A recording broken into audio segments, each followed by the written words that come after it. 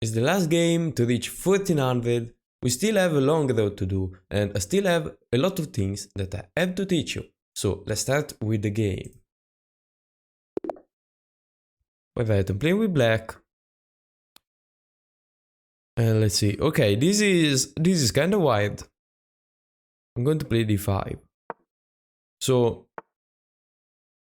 and I mean, I want to tell you an important thing, that I always record this stuff in the morning, so I'm going to play really bad. If I lose against this guy, it's in the morning because I haven't played any puzzle, haven't played any game.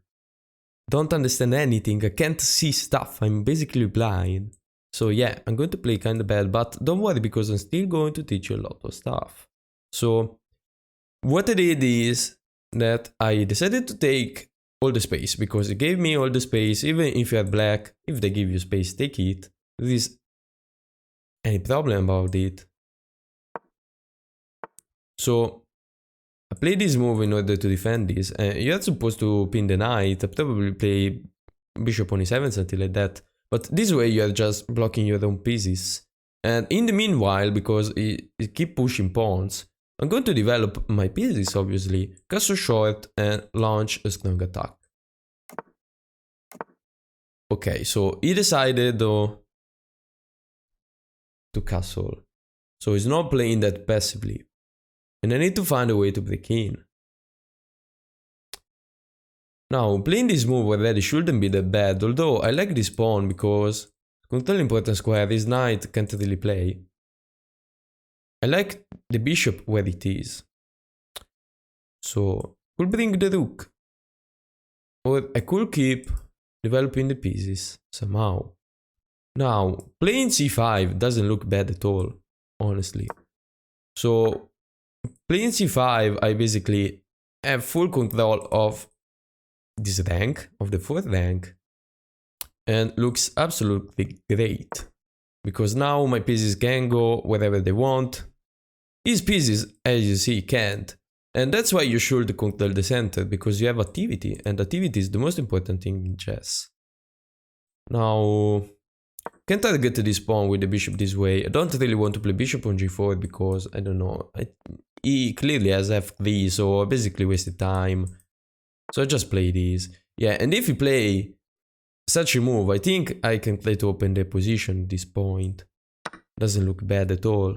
Because I have the space, I have the activity, so if someone should try to open the position, that should be me. Now, this pawn right now is a target. I don't know if it's going to be a target for a while. So could have out the bishop in another way. And I think it might be better, so... Okay, I'm going to play bishop on e6. If you play a4, I have to take it. Right, is playing that more passively. Queen on b6 makes sense, threatening something maybe in the future. Without in the knight and play f5 is another plan, clearly. What else? Yeah, I mean, I'm starting with queen on b6 because I developed the queen and connect the rooks. And as I said, after you do that, you should start an attack. Because at that point, you did whatever you had to do in the opening, and we are in the middle game now. So that's really important. Okay. Slide the king back, which makes sense, obviously. And I want to without the knight and play f5. Think it's the way to make progress. Before doing that, I could also play rook on d8, which, yeah, I'm going to play. Rook on d8 because it's controlling the file. I play this rook on d8, the rook in a8 to d8 because I want the rook on f8 in order to push. Without the knight to play f5. That's my plan. So he decided to block everything, although this is a bad weakening of the position. This is a mistake because it allows me to get in with the knight. This knight is going to be a monster and you can't take it because otherwise I have a pass pawn. So, I mean, technically you can take it, but my position becomes much better. Yeah, thank you so much. Now, I can take 2 different ways and yeah, I don't know which ways is better, honestly. If I take this way, I open up this diagonal, but I mean, doesn't really do a lot, I think. So logically, this is better. Although, if I take this way, he can have moves like that. Take this way, he still plays this though.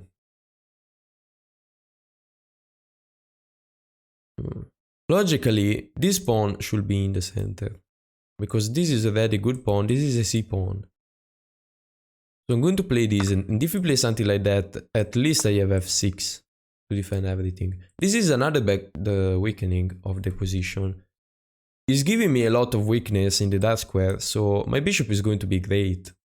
Let's use the bishop at this point, threatening to take and win the pawn maybe in the future. I also have knight on c5, with sancnet on the pawn.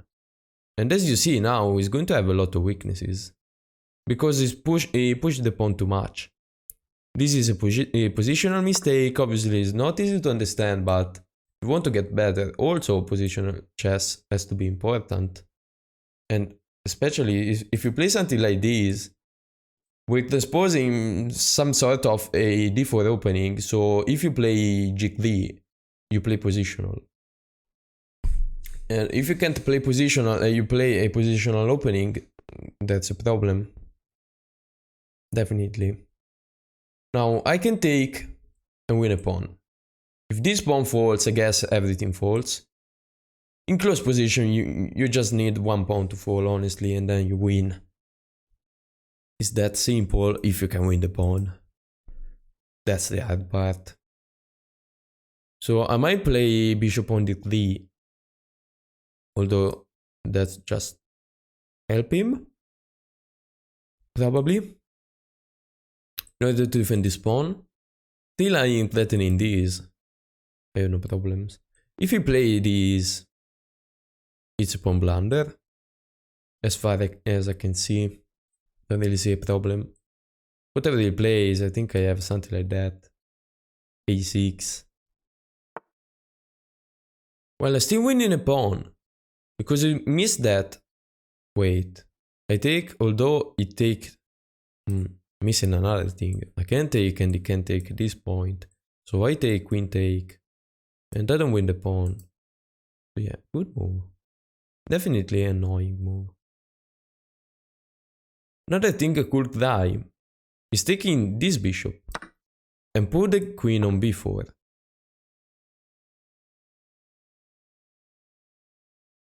Or slide the bishop back and have a piece more.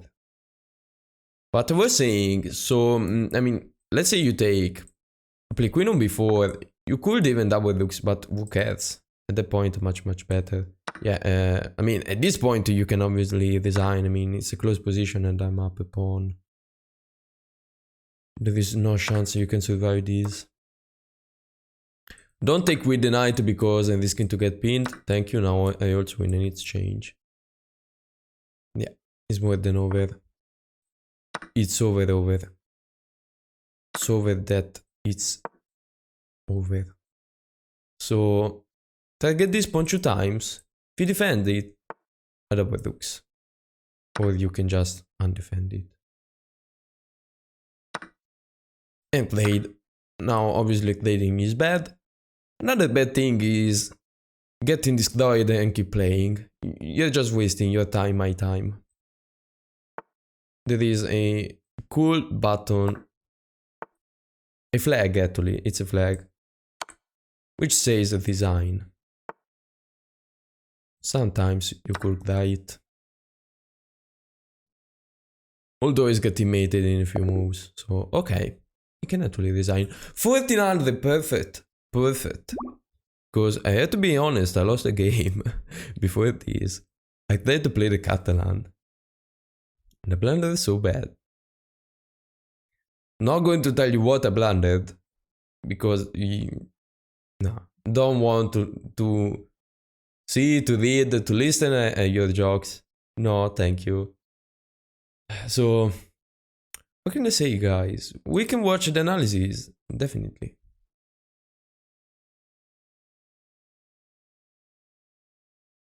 And here we go. Yeah, my accuracy is decent this time. Could be better, but I mean, two mistake though. Two mistake though. Don't like that. Don't like that. Why two mistakes? So let me see. Let me see. Obviously, I mean, this is a book move. Okay. Say what you want to say, but this is the Owen defense, I think, or something like that. No, maybe the Owen defense is with black. This is the King's Fianchetto opening. Okay. But this is a way to give black a lot of space, and I mean, you play one move and black is better. Just saying this. Black is slightly better now. So, okay. It's better because I can do this, obviously, and I have a ton of space already. I play knight on f6 because I want to castle as soon as possible, so that makes sense. This move is bad because you are also blocking your bishop. I think it's bad. You should develop the bishop before it, probably. Or as Stockfish is suggesting, try to contest the center, you know? But it's not doing that, and I keep developing pieces and castle, which makes a lot of sense actually. And now I need to develop the light square bishop, the knight, or to take more space. This is inaccurate for some reason. Why? It's still better. Wouldn't say it's inaccurate though. So knight on c3. What? I give him weaknesses? Who cares? Look at the space. So knight on c6. So guys, he says it's inaccurate, but trust me, you can play a thing like this because maybe it's inaccurate for the computer, but it's not inaccurate for the human. This is really hard to play if you are against it. This is really good for you. So trust me, you can do this. It's not bad. So, okay, he played this, and you see, he should really try to contest the center this way. He just helps me. And now I develop the bishop, makes sense. And he played this move. After that, I take, and I slide the bishop back. This is the best move because you don't want the bishop on this diagonal. You might think that put pressure on this pawn, but for example, what happens if they play f3? Nothing, you can't really attack this pawn, so it's better to have the bishop on this diagonal, so maybe I can route it some way. This way is just blocked. And that's really important. So yeah, he played this move, which is a bad weakening move. And I should play bishop on c7. Opening the file and, I don't know, maybe routing the bishop this way. Also, bishop on e7 needs a move, so it's important to have control of the file apparently. I play queen on b6, which is a mistake. Doesn't do a lot. I agree, doesn't do a lot. So this time I have to agree. This is inaccurate, why? Rook a8, you are saying that's the best move, that's the third best move. And it's inaccurate. Fair enough. b3 is inaccurate, obviously, you're giving me weaknesses. But, I mean, the plan of Fianchetto in the bishop is not bad. It's bad, this is bad, because it gives me a lot of weaknesses.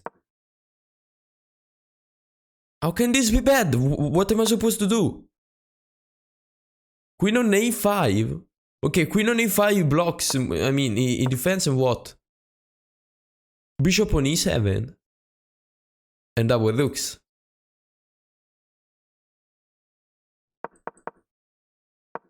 So, without the knight makes sense, I want to play f5.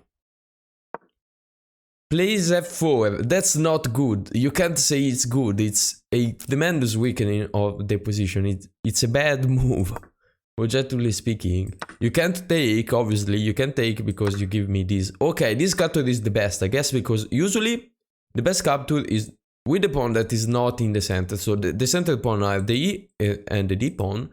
So the c pawn becomes a d pawn, and that's really important. Another thing is that this way, if he plays f4, trying to undermine the center, I have f6. The other way, he can play this move. He can play b4, and now this is weak. Not now, but he can play it. Yeah, this is another really bad weakening of the position, and I play this move because now my bishop is a monster. I'm going to route it probably this way, unless I win the pawn. He played this, I play the... I mean, these ones are pretty easy to find. And now I should really take the bishop and play queen on b4, and it's -2 +7 for black. I was much better, as I said. Now, I mean, if you blunder the bishop, I'm even better, and at this point there isn't too much to see, honestly. Just winning stuff, we blundered, there is change too, and I keep winning everything. I mean, this is not hard. You can win this pretty easily. If you want to know how I'm supposed to win a position like this, my plan was, after I took this, my plan was, let's say you attack this pawn, I play such a move, and okay, you move the king, whatever, I move the rook again, and there isn't too much you can do about this. So the best move we say is rook on b2, then to defend mate, and whatever you do, let's say you take this pawn, you're going to get mated. So this was the plan to win. It was pretty much unstoppable. So, okay, that was more than fine. Yeah, it's mate in 11. These rook are monsters. You just have a rook and you can't prevent this, basically. So that's why I'm completely winning. So that's it for today, guys. I hope this was helpful, and see you in the next video.